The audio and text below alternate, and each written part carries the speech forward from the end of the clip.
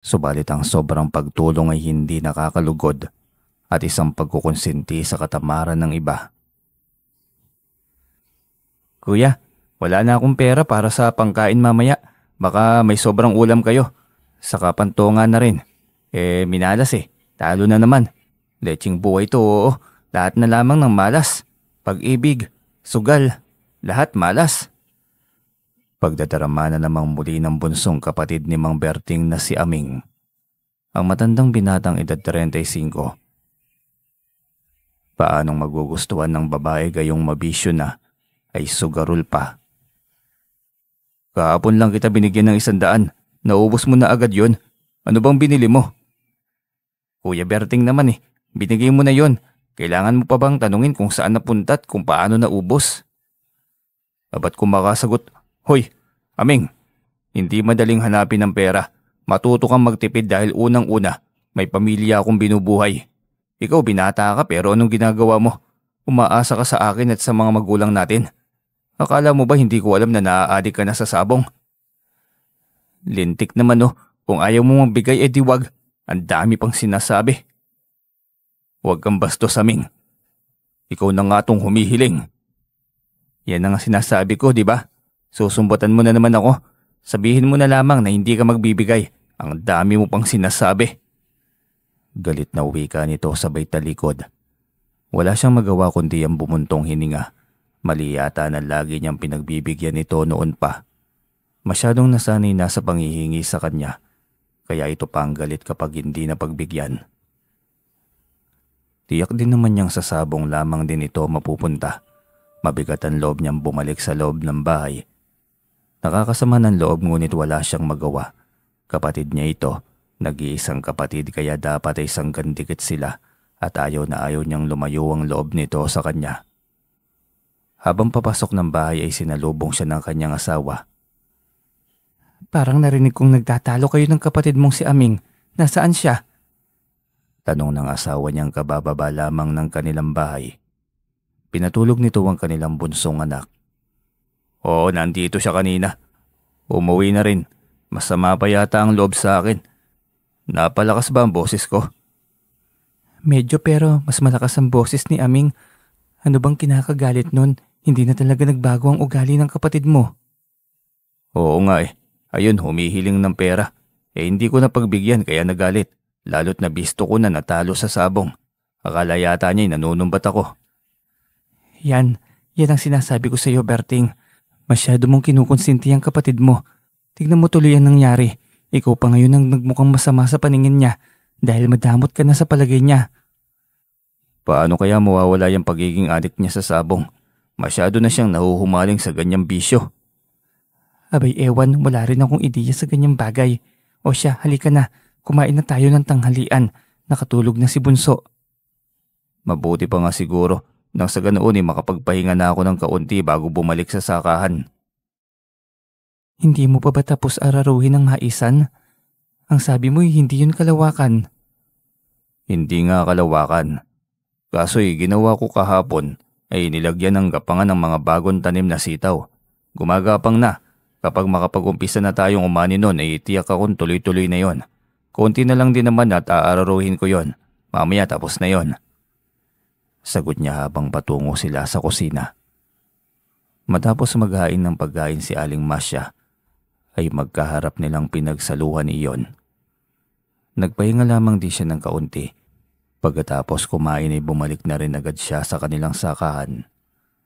Habang nag-aararo'y patuloy ang pag-iisip niya patungkol sa kanyang kapatid. Talagang hindi na magbabago pa ang pagkatao nito. Sa sobrang pagmamahal nila dahil sa bunsong kapatid, at nag-iisa ito, ay masyado nitong inabuso ang kanilang pagmamahal para rito. Hirap na tuloy silang pagsalitaan ito dahil mas matapang pa kaysa sa kanila. Maling taktika sa pagpapalaki. Biglang nasambit niya habang hawak ang ararong inihila ng alaga.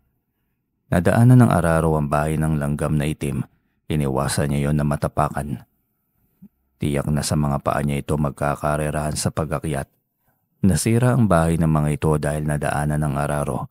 Habang umiiwas ay doon siya nakatingin sa mga imbak na pagkain ng mga yon. Maliliit na butil na kulay puti Mas maliit ng 3 beses kaysa sa butil ng bigas. Ang dami ng naimbak na pagkain ng mga ito. Ngunit ang higit na nakakapansin ay ang isang butil na kakaiba. Saglit na pinatigil muna niya ang kanyang alaga.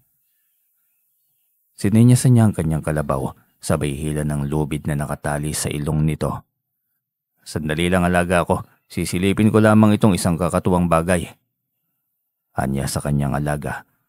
Masunurin ang kanyang alagang kalabaw, kaya tahimik itong nakatayo habang naghihintay lamang ng kanyang utos. Tahimik niyang dinampot ang isang bagay na mas maliit pa sa butil ng palay, matigas at nagliliwanag. "Ang mutya ng langgam. Ito kaya yun?" Tuwang wika niya. Sa haba ng panahong nangarap siya na magkaroon ng mutya, hindi niya akalain na sa pagkakataong yun ay makakakuha siya nang hindi na naiisip pa. Binata pa niya pinapangarap ang ganong bagay, ang magkaroon ng anting-anting o mutyaman na siya mismo ang makakakuha mula sa kalikasan. Hindi lamang pamana galing sa ama niyang albularyo. Nahalina siya sa kwento ng kanyang tatay. Ang tungkol sa buhay ng ibang may tangan ng mutya, pambihirang pagpapala ang nararanasan ng mga ito. Mabilis na gumagaan ang buhay, hindi may paliwanag ang bilis ng paggaan ng kanilang mga buhay.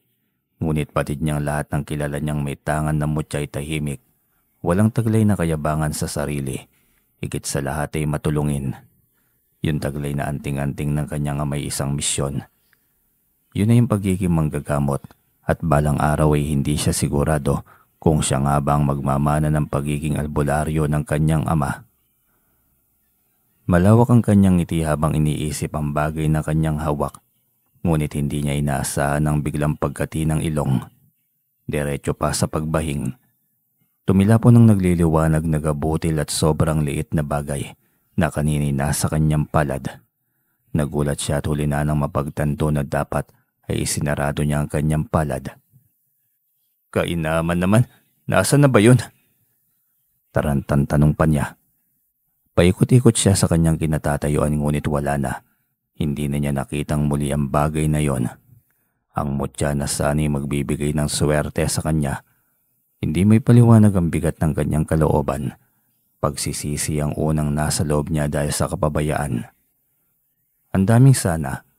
Sana'y nilunok niya na lamang. Sana'y isinarado ang palad. Sana'y kinuyom ang mga kamao. Sana ngunit hindi niya nagawa. Dahil nga sinong mag-aakala na mangyayari ang bagay na hindi niya inaasahan, kahit sino, na pagdaanan ng pagsisisi, subalit hindi niya kontrolado ang mga sumunod na pangyayari. Gumawa na ang kalabaw kaya nakatawag ito ng kanyang pansin na kanina pang nakatunganga habang naghihintay sa kanya. Oo na, tugon niya sabay hawak ng araro. Sumenyas na siya dito nang mahawakan na ang hawakan ng araro. Mabigat pa rin ang kanyang loob, ngunit pilit na lamang niyang kinalimutan. Nagmamadali siyang tinapos ang naiwang lupang hindi pa nabungkal ng araro. Makalipas ang higit 2 oras, ay natapos rin niya sa wakas. Kakalasin na sana niya ang araro nang may mapansing bagay na nakapatong dito. Nasa gitnang bahagi ng araro nakapatong yon. "Teka, ito yung mutya ah." Sambit niya taga ditong kinuwat maingat na nilinis. "Ayos, kapag pala para sa'yo talagang nakalaan na sa'yo. Itong bagay na ito ay para sa akin. Ang mutyang ito ay kaloob sa akin ng langit." Anya sa kanyang sarili. Nilagay niya yon sa kanyang bibig. Nilunok, kakaibang gaan sa kanyang pakiramdam matapos gawin yon. Ang buong araw sa pag-aararo ay tila hindi na niya iniinda. Parang bagong gising lamang siya na kondisyon pa rin ang katawan.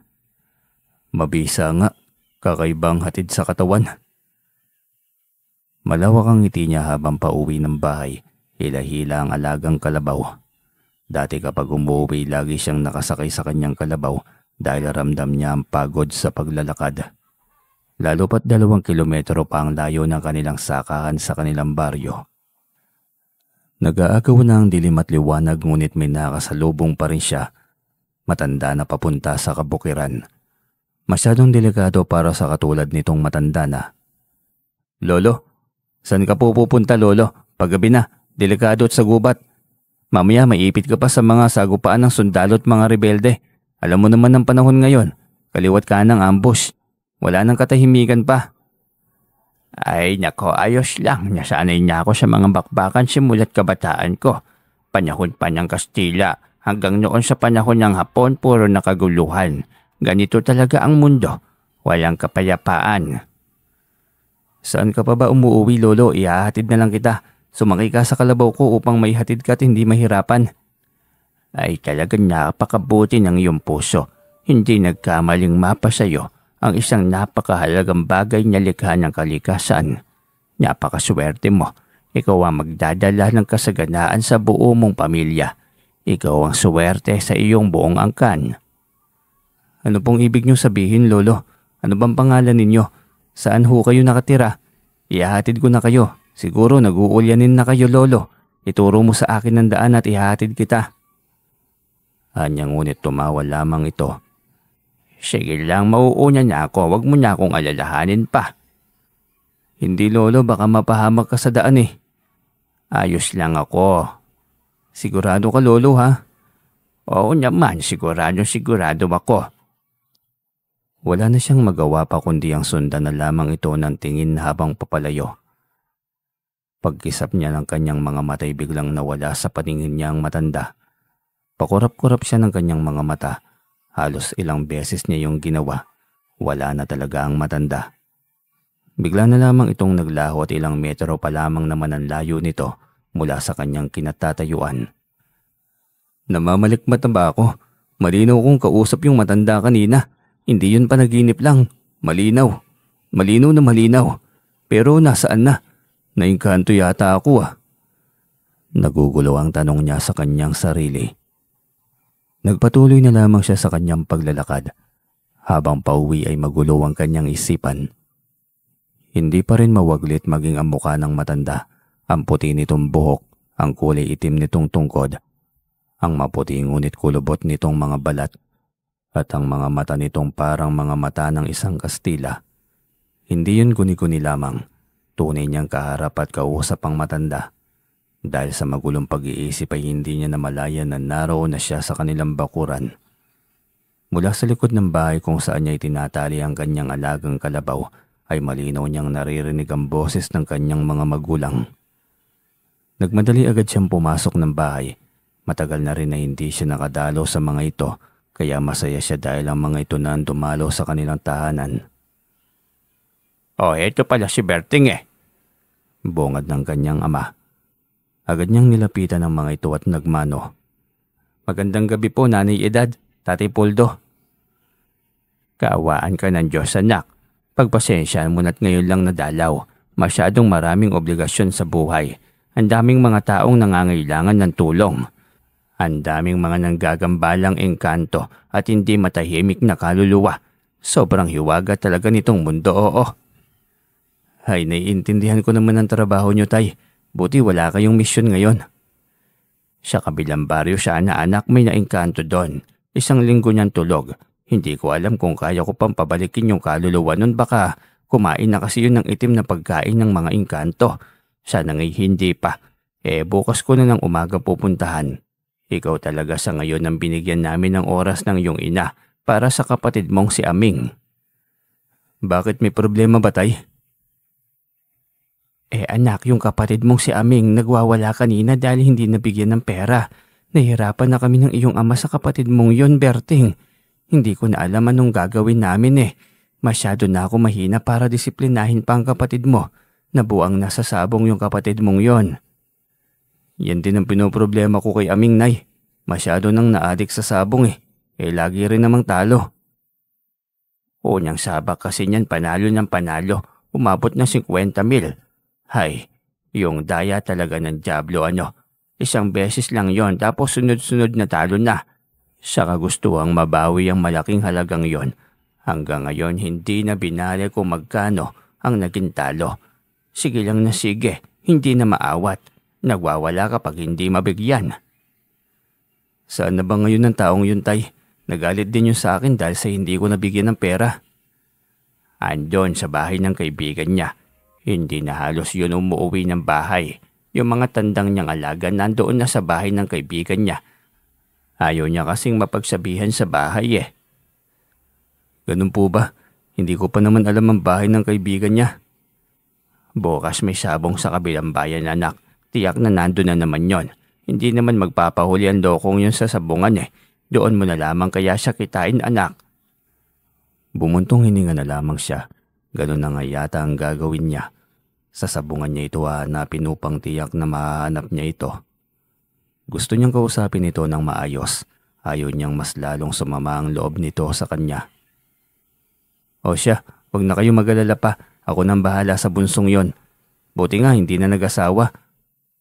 Kung sakali ay sakit ng ulo lamang ang hatid ng taong yun sa kanyang magiging asawa. Totoo yun, anak, kaya hiniwalayan ng nobya dahil sa masyadong mabisyo. Semboryong manununog na nga sa bungero pa. Tumawa na lamang siya sa nagintura ng ama. Si tatay talaga, pwede namang adik sa yosi na lang. May semboryong manununog pa talagang nalalaman. Parang sentral lamang ng asukal no? Hindi matigil-tigil yung usok. Dinaan na lamang nila sa tawanan ng kanilang problema. Hindi niya pinauwi ang kanyang mga magulang ng gabing yon. Kinatay niya ang isa sa mga alaga niyang inahin. Yun ang kanilang naging hapunan ng gabing yon. Hindi rin naman magaling mag-alaga ng sisiwang inahing yon, kaya uulamin na lamang nila. Mahaba ang kanilang pag-uusap ng gabi. Kung ano-anong bagay, ngunit hindi niya nabanggit sa kanyang ama ang bertud na kanyang tangan. May sinabi lamang ito sa kanya. Iyon ay ang pagpapamana niya balang araw ng pagiging manggagamot nito.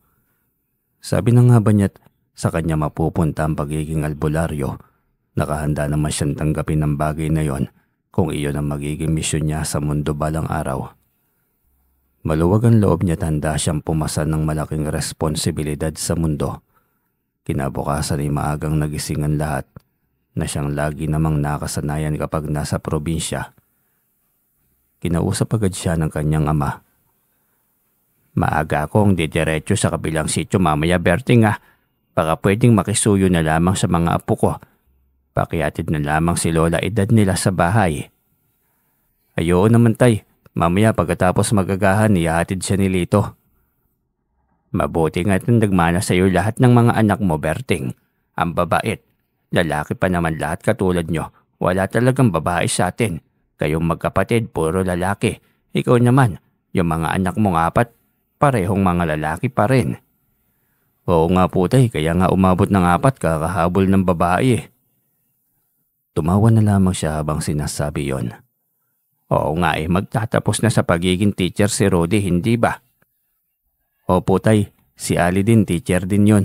Magkasunod lamang sila kaya may mga teacher na kayong apo tay. Nakakatuwa naman parehong nahihilig sa pagtuturo ang mga apo kong ito. Sinabi mo pa tatay, si Lito. Gusto din ng pagiging guro, kaya nasa likod lamang nila ako. Kung ano man ang gusto nila kahit maganda kuba-kuba ako sa pagsasaka, mapagtapos ko lamang sila sa mga pangarap nila. Anak, may hinanakit ka ba sa akin dahil hindi kita napag-aral noon kahit high school man lamang? Biglang naging malungkot ito kaya nagulat siya sa mabilis na kambyo ng modo nito. Ho, bakit bigla mo namang naitanong yan tay? Hindi nangyaring sumama ang loob ko sa inyo. Naiintindihan kita, ang misyon mo. Ipinagmamalaki kaya kita tay. Talaga anak? Oo naman tay. Sa dami ba naman ng mga napagaling mo? Salamat anak ka. Hindi ko talaga maiwan ang panggagamot ko noon. Kapag gagawin ko, isa sa inyo ang mawawala. Isa-isa na kayong magkakasakit noon dahil sa pagmamatigas ko. Kaya wala akong magawa kundi ang tanggapin ang aking kapalaran, ang aking misyon. Tay, hindi mo na kailangan magpaliwanag.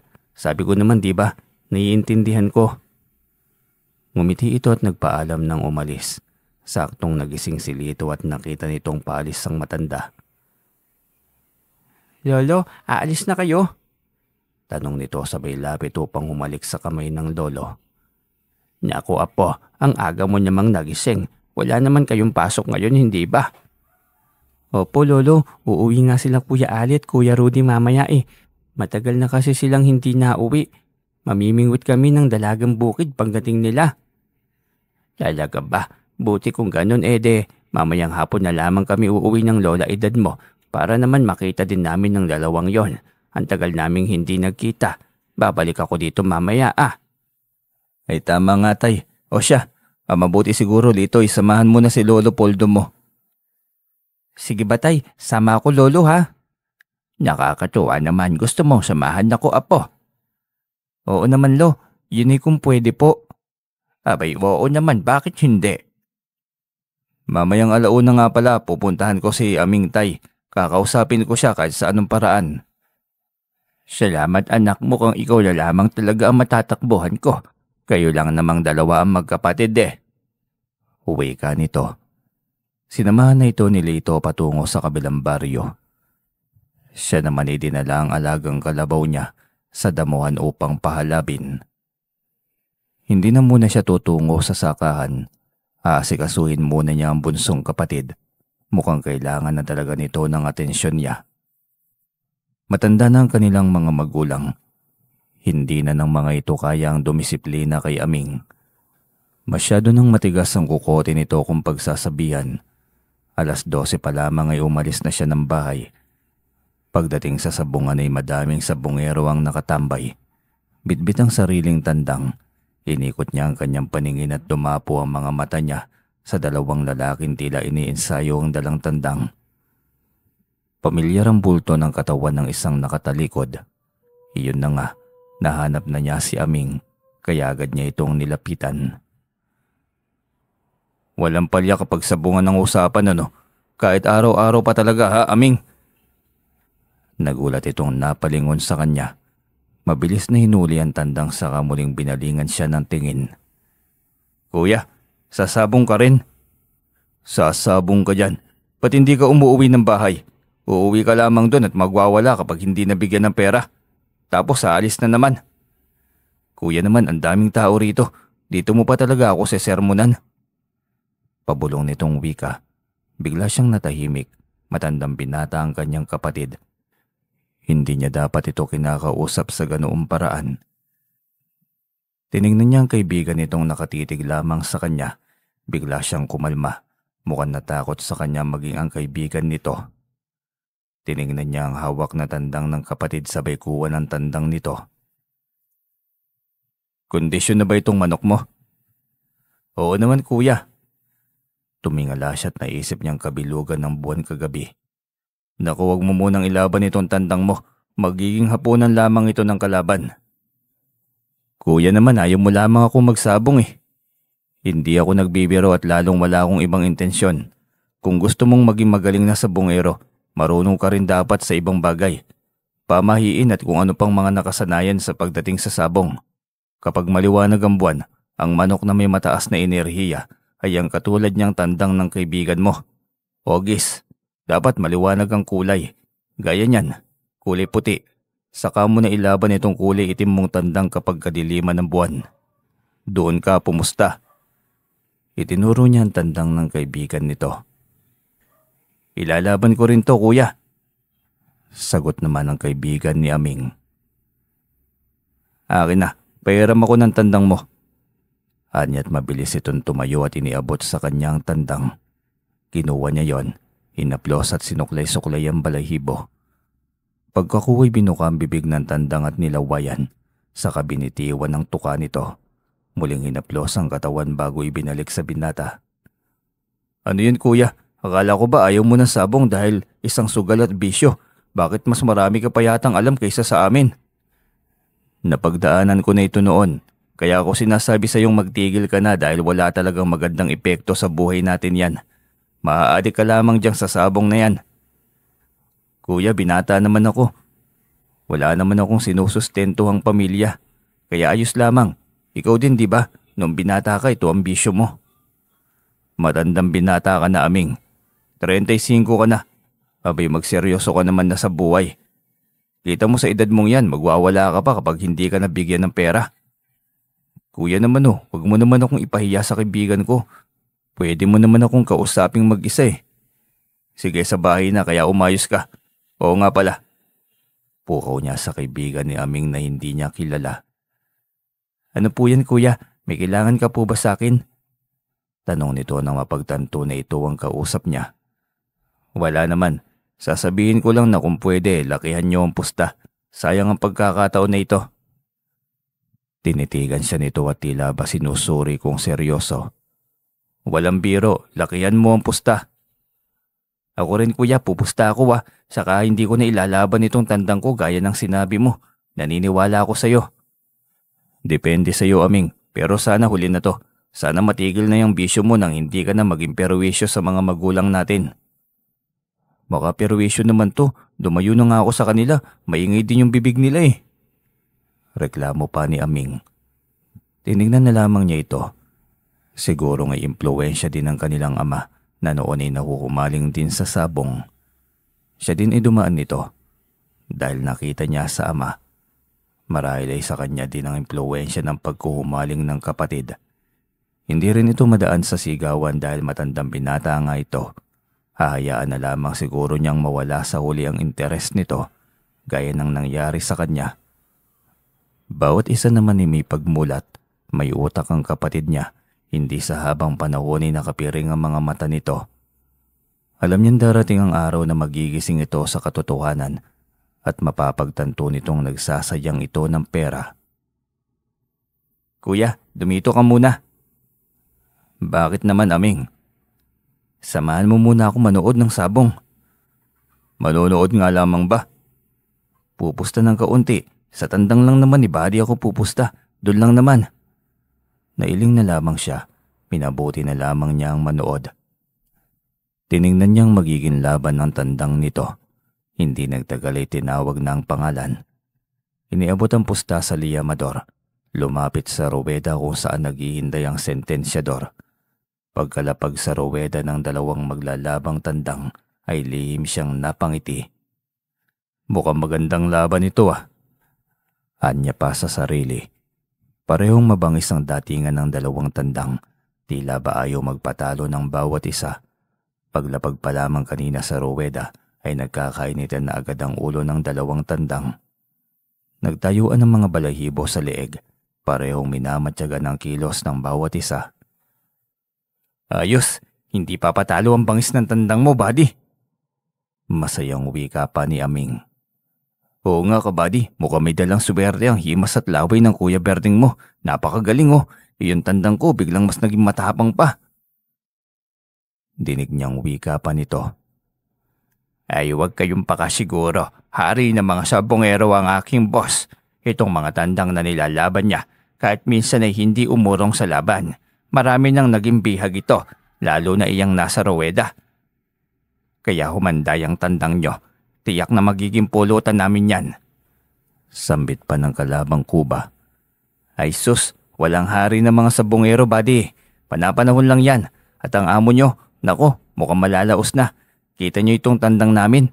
Nako, kahit 5 pang ilaban dyan, hindi yan mapapagod Mabilis niyang nilapitan si Aming nang marinig ang pagyayabang nito. Hindi dapat ipinagyayabang ang ganoong bagay. Walang dapat ipagyabang.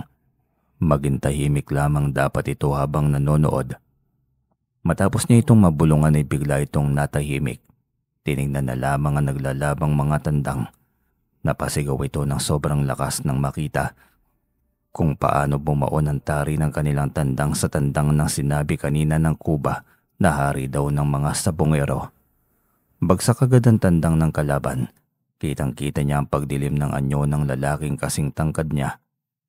Ito malamang ang sabi ng kuba na boss nito. Mataas din ang lalaki. Mas maskulino nga lamang ang kanyang katawan dahil sanay na sa mabibigat na gawain. Ang kaharap niya ay tiyan lamang ang malaki, halatang alaga sa kain. Madilim ang mukha nitong tinitigan si Aming at kinuha ang bihag na tandang nito. Mukhang hindi nito matanggap ang pagkatalo. Ang swerte naman ng mga kamay mo, kuya. Alam namin sa iyo galing ang swerteng yon. Nakangising wika ni Aming habang napalingon sa kanya. Nang tignan niyang muli ang kinaroroonan ng lalaki ay biglang nagtama ang kanilang mga mata. Sa kanya ito nakatingin at hindi siya bumitiw. Panliliitan pa sana niya ito ng mga mata, kaso'y sumuko na ito. Yumuko at tumalikod. Sumalimpopot sa karamihan. Lihim siyang napangiti sa sarili. Bakit nga ba niya nagawa yon? Hindi, gumanti lang naman siya ng titig. Hindi rin siya naghahanap ng gulo. Hinintay niya ang kapatid at kasama nito. Tuwang-tuwa mga itong lumapit. Bitbit ang tandang, ang bihag at ang malaking panalo. Ang galing mo pala kuya sa sabong, bakit hindi mo ipinagpatuloy? Mayaman ka na sana pala ngayon. Tanong ni Aming habang naglalakad sila pa uwi. Anong magaling, nataon lamang yon. Saka hindi ka yayaman kung wala kang tangan na bertod dyan. Sa katulad niyong ordinaryo lamang at walang lihim na karunungan, wag na kayong maging adik sa sabong. Si kuya ang daming sinabi. Anong nataon? Hindi ako naniniwala. Ikaw talaga nagdala ng swerte. Ikaw ang nagpanalo sa tandang ni Buddy. Kung magsalita ito, baka marinig ng iba at isipin na totoo. Totoo naman talaga kuya eh. Hindi totoo Aming, ano ka ba? Nahihibang ka na sa pagsasabong. Kung ano-ano na lamang ang sinasabi mo. Kuya, hindi ako nahihibang lang. Ramdam ko ang bagay na yon. Hay, bahala ka na nga kung anong iisipin mo dyan. Hindi na siya nakipagbangayan dito. Ang dami ng pagkakataon na natalo siya noon. Kaya hindi siya magaling sa sabong. At tiyak niya yon. Pero ngayon ay tiyak niya dahil sa mutya ng langgam na ibahagi niya yon sa tandang sa pamamagitan ng laway. Ngunit hindi niya pwedeng sabihin yon. Pagdating sa kanilang bahay ay wala na roon ang kanyang inay. Naihatid na ito ng anak niyang si Lito, ang binatilyo at ang pangatlo niyang anak. Kasabay si Lolo Poldo ang kanyang amang albularyo. Tay, mano po? Ang kanyang panganay na si Rudy. Mano rin po itay, ginabi na po kayo ah. Segunda naman ni Ali na pangalawang anak niya. Ay kaawaan kayo ng Diyos sa mga anak, ang nanay niyo nasaan? Grabe naman, si nanay agad ang hinanap nyo kami itong bagong dating. Hindi, baka kasi magalit ginabi na ako ng dating. Mismo tay, akala nga nun naglasing ka na, kaya puntahan mo na sa loob ng kwarto nyo bago pa yun magwala. Nakangising wika ni Ali. Nayari na, sandali nga at mapuntahan ng inay nyo. Maingat siyang pumasok ng kanilang kwarto, ngunit nadatnan niyang tulog ang asawa, katabi ang 10 taong bunso. Napagtanto niyang pinagtripan siya ng anak kaya nilabas niya ang mga ito. Pambihira, niloloko niyo naman ako Akala ko naman talaga sasalubungin na ako ng sermon. Tinawanan lamang siya ng mga yon. Pagod lang ang nanay tay, ang daming labahin kanina, ang tinapos niya, kaya nagpaalam siyang mauuna na raw na matulog. Sambit ni Ali. Sabay silang tatlo na naghapunan, na pag-usapan ng tungkol sa pag-aaral ng mga ito. Parehong nangunguna sa klase kaya hindi sayang ang pagod at paghihirap niya sa bukid. Basta mga anak, magpursige lamang kayo sa magandang bukas nyo sa huli. Habang binabago ng panahon ng kapaligiran, alam kong masigit ang inyong katalinuhan at pagsusumikap sa buhay upang makasabay kung paano umunlad ang mundo. Naku, tama ka po tay, kaya sobrang swerte namin na ikaw ang aming ama. Nakasuporta lamang lagi sa amin sa lahat ng bagay. Salamat po tatay, hindi namin sasayangin ang magandang oportunidad na binigay niyo sa amin. Sambit ni Rudy. Ngumiti siya at nagpasalamat din dahil nagkaroon siya ng mga anak na matatalino at mababait pa. Iyon pa lamang ay masasabi na niya sa kanyang sarili na mabuting ama siya at napalaki niya ng tama ang kanyang mga anak. Kinabukasan ng hapon, araw ng linggo, laglag balikat habang papalapit sa kanilang bahay ang bunso niyang kapatid na si Aming. Ano tambigat naman ang balikat mo kung titignan ka? Umayos ka nga Aming. Kuya, natalo yung tandang ni Buddy. Mukhang ikaw talagang dahilan kung bakit nanalo ang tandang kuya. Sabihin mo naman ng iba pang mga sikreto. Ang sabi mo kapag maliwanag ang buwan ay panalo ang puting tandang. Bakit natalo? Kalaban pa rin naman namin ang tandang ni Mang Onyok, ang hari ng mga sabungero. Hari ng sabungero ka dyan. Sabihin mo, hari ng pandaraya. Tiyak ako madaya ang taong yon. Kung sino pa itong galit kapag natalo, siya pa itong mandaraya. Tiyak na nadaya ang tandang ninyo. Paano naman madadaya yun kuya? Talagang talo ang tandang ni Buddy. Hindi masyadong makalipad Noong mamatay nga nagkukulay lilang leeg at mga paa. Yun lang malaking pruweba na ng pandaraya. Hindi nyo sinilip ang ilalim ng pakpak o mga ilalim ng paa. Ibinaon malamang doon ang kakuntsaba niyang mananari ang karayom. Hindi mo agad mararamdaman yan habang hawak ang tandang. Sa kalagitnaan ng laban, doon na unti-unting manghihina ang iyong tandang. Kasi masakit na ang buong katawan niyan dahil sa karayom. Kaya sigurado hindi na nakalipad ng masyado. Posible yun, kuya. Nakatingin naman kami habang kinakabit ng mananari ang tari sa aming tandang eh. Sus, mabilis ang kamay ng mga yan. Nakaipit sa gitna ng daliri ang mga karayom. Hindi mo talaga mapapansin ang pagtusok ng karayom. Kung mahina ka at walang alam. Naging kampante lang kasi kayo. Hay, kulang pa talaga kayo sa kaalaman patungkol sa mga dayaan ng sabungan. Kaya nga sana samahan mo kami bukas, kuya. Huling araw na ng piyesta. Isasabong ko sana itong tandang ko. Narinig yun ng dalawang anak niyang si Ali at Rudy. Agad ang mga itong lumapit para makisali sa usapan. Sama kami, Tiyo Aming. Narinig namin yun, ha? Uy, andito pala yung gwapo kong pamangkin, oh.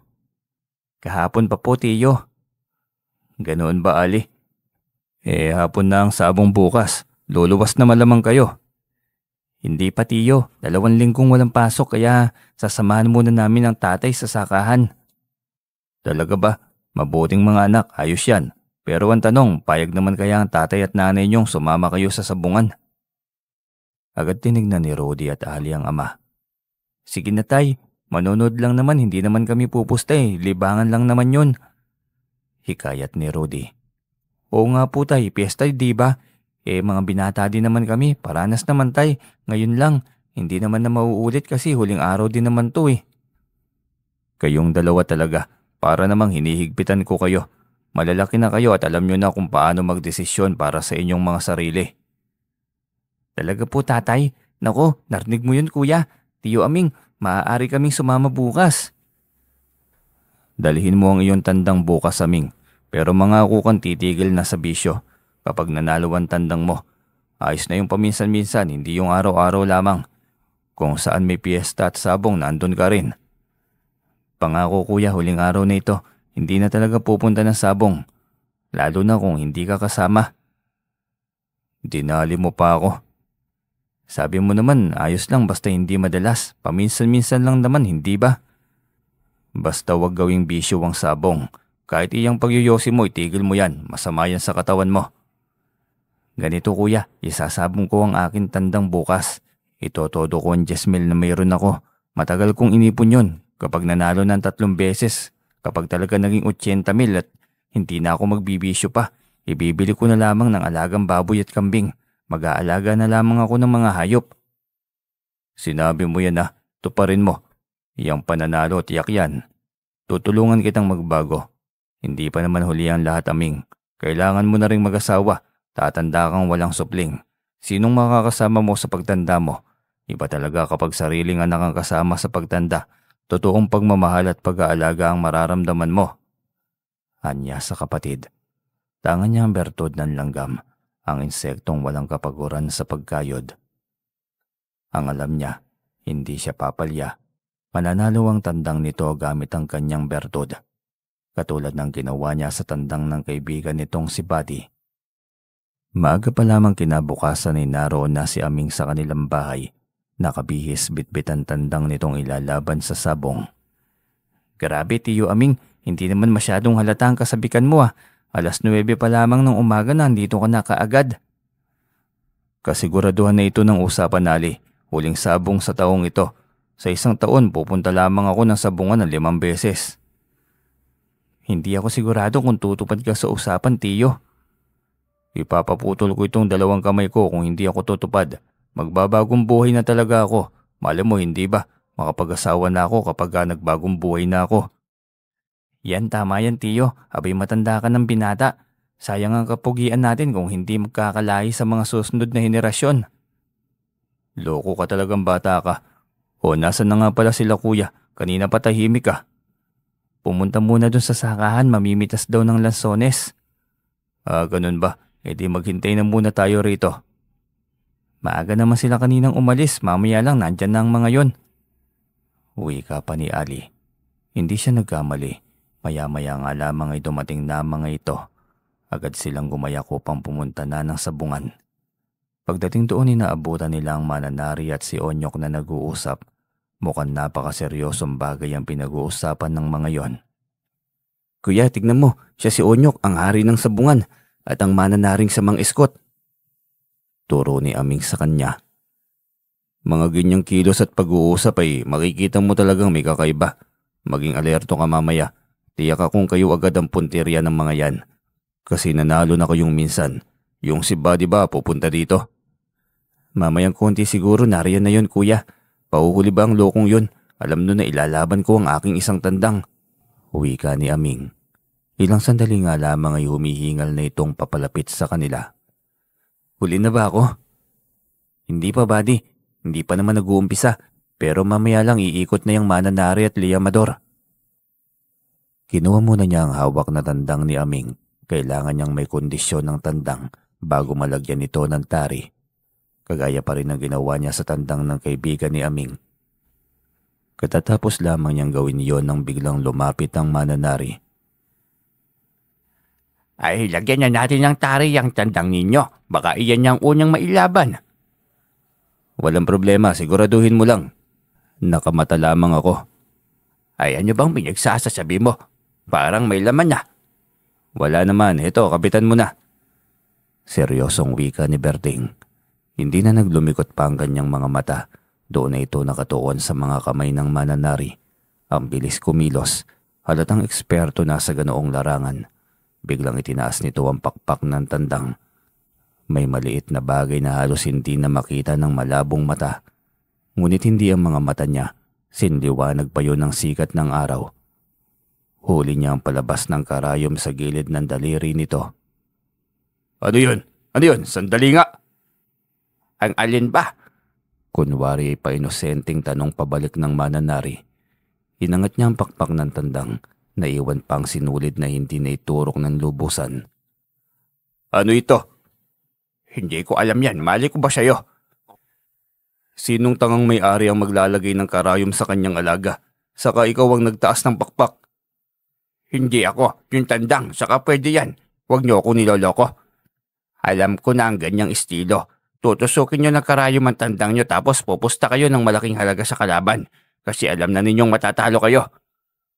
Walang hiya kang matanda ka. Binabaligtad mo pa ngayon ang sitwasyon. Sige lang tanda. Iyang mga pinaggagawa mo. Sa tingin mo hindi ka sisingilin ng karma niyan. Panapanahon din yan. Sige lang. Respeto na lamang din sa iyo dahil matanda ka na. Galit na wika niya rito. Matapos makabitan ng tari ay binusisi niya ng maigi ang tandang. Nang masuring maigi ay saka lamang niya inabot kay Aming. Kita mo yung pandaraya ng matandang yon? Oo kuya, ang bilis naman talaga ng kamay ng matandang yon. Kaya nga masyado ka pang maraming bagay na kailangan matuklasan sa larangan ng sabong. O yan na, tinawag ng pangalan mo. Ibigay mo na rin yan maging ang pamusta mo. Ikaw ba kuya ayaw mong pumusta? Dumukot siya ng pera sa kanyang bulsa. Eto, 2,000. Tataya na lamang din pala ako. Logro 11 ha. Opo kuya, ipapasulat ko. Matapos ang talian ng logro ay inumpisahan na ang laban ng dalawang tandang sa ruweda. Palaging tandang ni Onyok ang naging katapat ng kanilang tandang. Ngunit hindi na kinakabahan si Aming. Sa pagkakataong yun ay hindi na dihado ang tandang nito dahil hindi nagtagumpay ang Mananari na ibaon sa katawan ng kanyang tandang ang isang karayom. Isa pa'y alam nito na may bagay na tangan si Mang Berting. Kung kaya't nag-iiba ang kondisyon at galing ng tandang, parang hindi nito ordinaryong tandang lamang, parang tandang ng halimaw. Hindi tuloy may pintang mukha ni Onyok. Tila ba alam na nitong matatalo ang tandang nito? Masama ang titig nito sa kanya.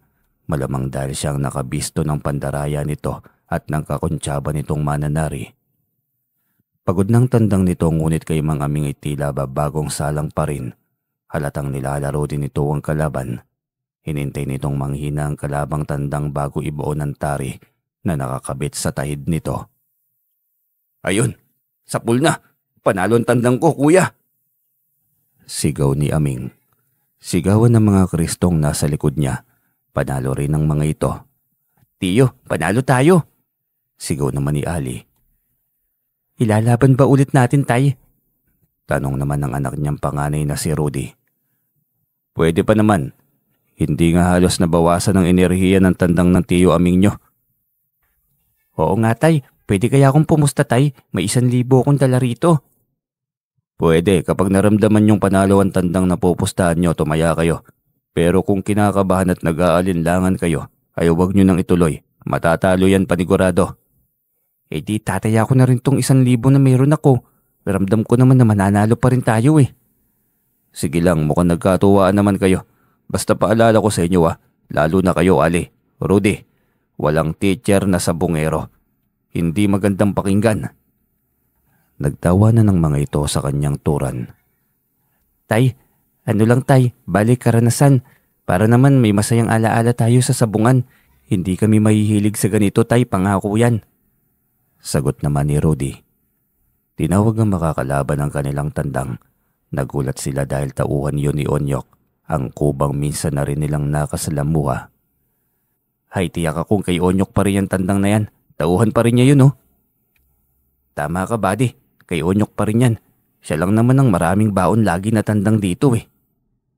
Mukhang gusto pang bumawi buddy. Itodo nyo na ang pera niyo aming.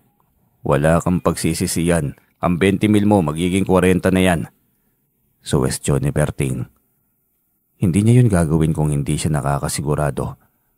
Mayamang sabungero ang kanyang kalaban kaya tiyak na malaki ang logro nito.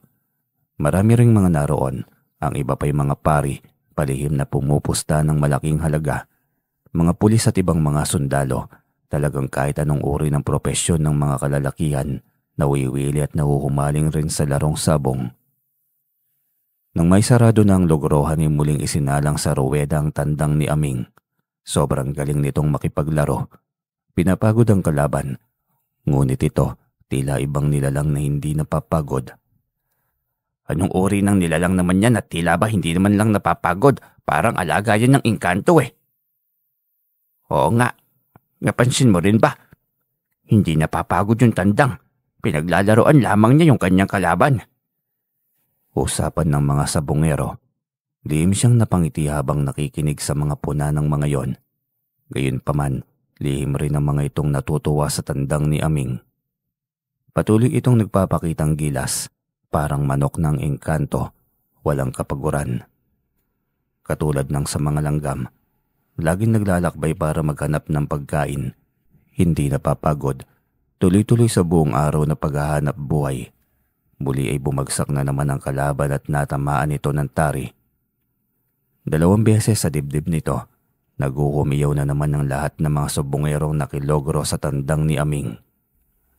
Kuya, ang laki na ng panalo ko. Panalong muli ang tandang ko. Ako rin tay, panalo ako. Walang pagsisisi. Panalo tayong lahat, yun ang sigurado. Panalo ang tandang ng tiyo Aming ninyo. Tay, may anting-anting ka ba na ginamit sa tandang na tiyo? Yung bibig mo anak, baka akalain ng iba'y may anting-anting talaga ako. Hindi imposible yon Berting. Anak ka ng albularyo. Kaya maaaring ang may tangan kang anting-anting. Biglang sabat naman ang isang matandang sabungero. Nagulat siya at natahimik. Hindi niya masagot ng diretso kaya ginawa na lamang niya yung biro. Hanggat nandyan pa ang tatay, hindi pa ako handang maging albularyo lolo. Saka ako na yun naaralin. Tanging tugon na lamang niya. Malayong malayo sa topiko ng pagiging antingero. Hindi pa naman talaga. Bertudo mutya pa lamang ang kanyang tangan. Hindi iyon medalyon, mas makapangyarihan at maraming dalang ganoong uri at matatawag na mataas na uri. Mayroon ang Tatay Poldo niya, 2 yon. Ang 3 Pico at San Benito na balak ibigay sa kanila ni Aming pagdating ng araw. Nabalik ang kanyang atensyon nang ibinigay sa kanya ng kapatid ang kanyang pera kasama ang panalo nito. Ipupusta mo pa ba kuya? Lalaban pa ako, huling laban. Kayo na lang, ayos na ako dito. Sige lang, mananalo yan. Sigurado yan kuya ha? Oo, mananalo yan, sigurado ako. Pupusta ako tay ha, panghuli na to. Ako din po tay, sayang ang pagkakataon. Hindi ako nakapusta kanina sa unang laban eh. Sige lang, sunggaban nyo na ang huling pagkakataon na yan. Uuwi rin kasi agad tayo pagkatapos ng huling laban. Tagay tayo tay ha, ang daming pulutan at pangulam. Tiyak na maraming kapitbahay ang pupunta sa atin mamaya. Sige Ali, kung yan ang gusto mo, walang problema. Basta ngayon lamang to Pagbibigyan ko kayo pero sana'y huwag niyong abusuhin. Opo tay, konti lang din naman ang iinumin namin. Tigi isang bote lang ng beer. Tapos usap-usap lang. Hindi rin naman kami umiinom ng alak eh. Sabat ni Rudy. Sabik ng mga ito sa panghuling laban. Ngunit kung kailan naman sila nasasabik ay saka naman tila sobrang tagal ng laro. Masyadong pinaglalaroan ng tandang ni Aming ang kalaban. Halatang pagod na ang kalaban nito. Ano ba yan? Alaga ako, tudasin mo na yan. Pagod na yan masyado Sambit ni Aming kausap ang kanyang tandang. Tila may sariling kamalayan din ang tandang. Bigla itong humanda para sa isang malakas na pag-atake. Tinantya nito ang baba ng lipad ng kalaban. Pagkatapos ay sinalpok ng buong lakas. Yun! Ang galing! Malakas na sigaw muli ni Aming. Sapul muli sa dibdib ang kalaban.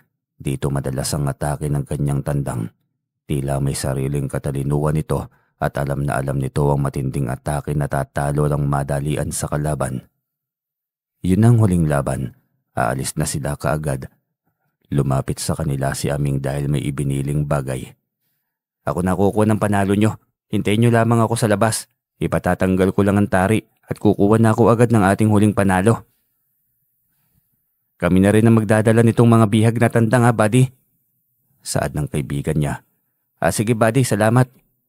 Doon munang tumahan sa bahay ni Kuya Berting para makasama ko itong mga pamangkin kong pogi.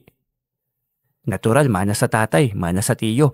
Sa maikling salita, nasa lahi talaga natin, tiyo. Tawanan ng mga ito bago tuluyang nagsialisan. Ang ingay nila na tila ba walang pakialam sa mga naroon.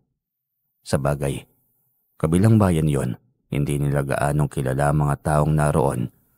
May iilan silang kakilala kaya tuwing may nakakasalubong silang pamilyar ay ngumingiti lamang sila. Nauna na silang lumabas, samantalang sa loob ng sabungan habang kinakalasan ng tari ang tandang ni Aming ay lumapit dito si Padre Jackie. Sa'yo ba ang tandang na yan, kapatid? Ay opo, Padre Jackie. Napakagaling Sobra ako napahanga. Napakagaling. Abay opo, sobrang galing nitong tandang ko. Maswerte ako at nagkaroon ng alagang hahatak sa aking buhay pataas. Ganun ba? Anong plano mo dyan? Ibebenta mo ba yan? Ito ay hindi po siguro, Padre. Sayang naman itong tandang ko pagkaswerte ko sa tandang kong ito 50,000, ibebenta mo ba yan sa akin? Talagang 50,000 halaga, Padre. Bibili mo sa halagang yan? Tama ang pagkakarinig mo, yun na nga. Babayaran ko nga ngayon mismo na. Ibibigay mo ba? Abay madali naman akong kausap, Padre. Ito yung tandang ko, malakas na malakas. Sa'yo na ito kapalit ng 50,000 mo. Madali ka naman palang kausap Abay oo naman, Padre. Kagalang-galang kang alagad ng Diyos. Hindi ka dapat tinatanggihan. Nang sa ganun ay hindi lalayo ang maraming grasya at biyaya pang darating sa buhay. Ang galing. Sige na, napaniwala mo na ako. O siya akin na yan tandang. Eto, Padre, ikaw na ang magmamay-ari nito. Malawak ang ngiti ng Padre nang iabot ni Aming dito ang alagang tandang. Dinukot din ni Padre Jackie ang 50,000 na nasa bulsa at inabot sa binata. Kumislap ang mga mata ng binata nang makita ang makapal na halaga ng pera. Bilangin mo muna ng masigurong tama ang halagang ibinayad ko. Ayos. O yan na, Padre. Ikaw na bahala dyan sa tandang ko Alagaan mong mabuti yan. Akong bahala dito, akin na to. Bayad na to Oo nga naman. O siya, alis na ako, Padre. Tapos na ang usapan. Sige, adios. Nagmadali agad itong umalis. Sa labas ay halos sumaba na ang kanilang leeg kay hintay kay Aming. Nang makalabas na ito'y saka lamang nawala ang kanilang inip. Ang tagal mo naman, saan ka pa ba nagsusuot? Grabing bilangan ba ng panalo? Ay kasi kuya, may nakipag-usap pa Hindi ko naman maaaring talikuran. Baka sabihing bastos ako. Tiyo, nasaan ang tandang? Nakalimutan mo pa? Pambihira, baka napulot pa yun ng iba. Nag-aalalang tanong ni Ali. Ay, sabi na't mapapansin talaga Kuwan nabenta ko, Ali. Sabay kamot ng ulo at himas ng makapal nitong bulsa. Naibenta? Bakit mo binenta? Pakinabangan pa yun ng iba. Kapag isasalang yun, tiyak na panalo pa rin yun. Ayos lang yun, kuya. Sayang naman, 50,000 Walang 50,000 na tandang sa panahong ito. 50,000? Binudol mo naman yung bumili ng tandang mo na yon. Ano yan, mas mahal pa sa kalabaw. Anong budol dun kuya, siya naman ang nagbigay ng presyo. Mapilit pa nga Alangan naman tanggihan ko, hindi ba? Wala akong binudol, wala akong niloko. Nagbenta ako ayon sa presyo na sambit niya. Diyos mio ka talaga, Aming. Ewan ko na lang sa'yo. Alina nga kayo, paggabi na. Nag-aalala na ngayon ang ate Masya mo. Anya sa mga ito, mabilis silang naglakad patungo sa paradahan ng tricycle. Ang ingay na ang himigayan tuwa sa loob ng tricycle ay malayang naririnig ng mga nakasalubong na mga naglalakad na taong patungo sa pistahan. Sa sayawan at sa mga perya, ang iba naman ay sa inuman at sa mga kainan, isang alaala ng taon na gugunitahin ng mga taong minsan ay nakisaya sa dinadaos na pasasalamat sa isang buong taon na biyayang kalooban ng isang umaasensong bayan. Pagkatapos nilang maghapunan ay tutungo ang mga anak niyang binata sa sayawan. Kasama ng mga ito ang kanilang tiyo Aming. Ayos lang naman yun dahil binata ang mga ito. Bilin lamang niya sa mga ito na huwag magiging mayabang at formal lamang dapat ang kilos nila. Nang sa gayon ay hindi masita, lalo na ng mga adik. Tumapad din ng mga ito sa kanilang usapan na maagang umuwi. Kinabukasan ay maagang dumating si Aming sa kanilang bahay. Ang aga mo, hindi ka ba inaantok? Sina Rudy at Ali tulog pa rin. Ako ba naman kuya, alam mo namang sanay na sanay ako sa puyatan. Saka nangako ako sa'yo, di ba? Magbabagong buhay na ako kaya naman makikisuyo sana. Tutuparin ko na ang matagal ko ng pangako sa aking sarili. Talaga, maganda yan. Natutuwa ako sa iyo, Aming. At oo naman, kahit anong hilingin mo, basta sa ikabubuti mo. Nang sa gayon ay matahimik na rin ang utak ng nanay at tatay. Alam mo namang matanda na ang mga yon. Huwag na natin silang bigyan pa ng sakit ng ulo. Kaya nga kuya, sobrang haba ng pasensya niyo sa akin. Siyempre, sino pa bang iintindi sa'yo? Kundi kami lang naman. Naniniwala naman ako na darating ang araw na ito, Aming. O siya, anong gusto mo? Kuya magpapatulong sana akong gumawa ng bahay ng kambing at baboy, saka mga manok. Gusto ko marami akong pag-aabalahan nang sa gayon mawala na sa utak ko ang bisyo. Yun lang naman pala mabuti yan. Tama ang desisyon mo, Aming. Walang problema sa akin. Saktong-sakto na dito ang mga pamangkin mo. 2 linggong walang pasok ang mga yan kaya pagtulungan natin nang sa ganon ay mabilis na matapos. Salamat sa suporta kuya. Naku Aming, kung alam mo lamang napakasaya ko ngayon. Saka mali ko naman baka babalikan ako ni Bekay kapag nakita niyang nagbago ng buhay ko. Wala pa bang ibang karelasyon yun? Wala pa kuya. Sabi niya sa akin nun, saka na ako lalapit sa kanya kapag wala na akong bisyo.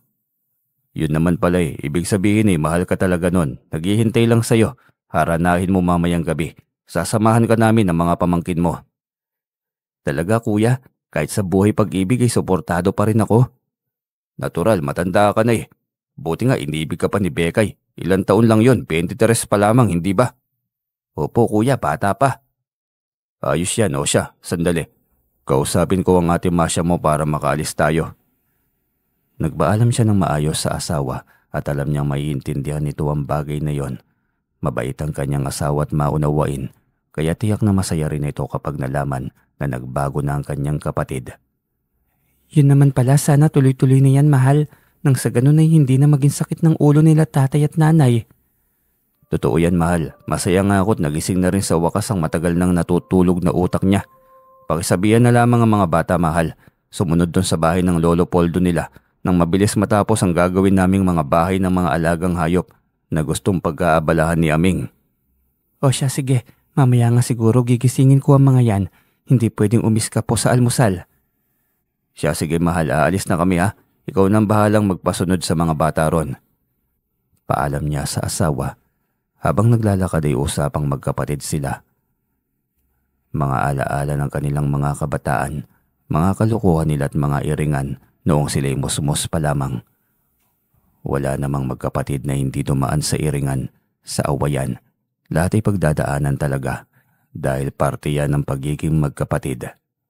Makalipas ang 1 linggo ay tapos na rin sa wakas ang pinagtulungan nilang 5 na bahay ng mga alagang hayop ni Aming. Sa bahay ng kambing ay sila ni Lito at Ali ang magkatulong.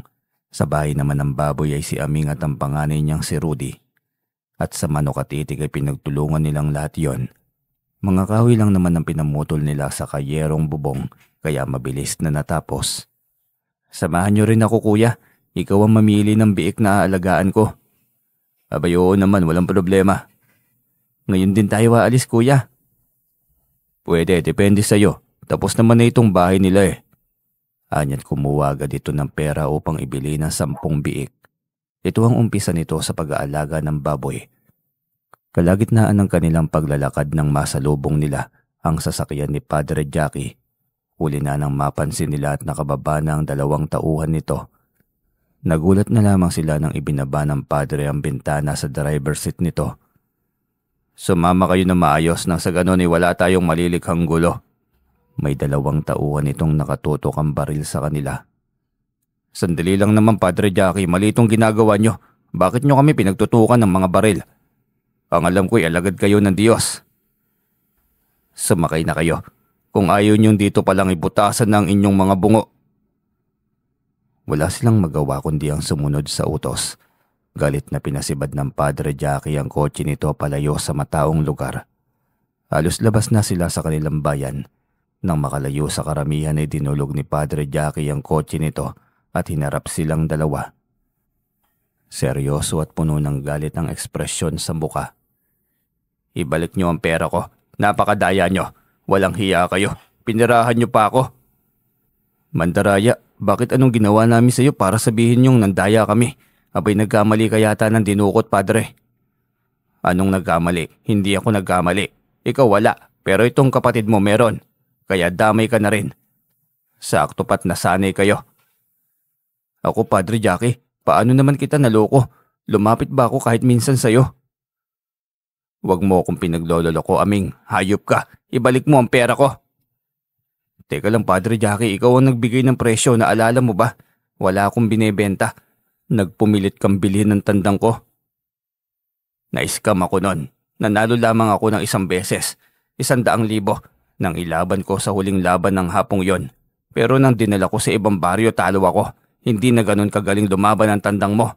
Anong ginawa niyo sa tandang niyo ng araw na yon? Pinagdodroga niyo ba?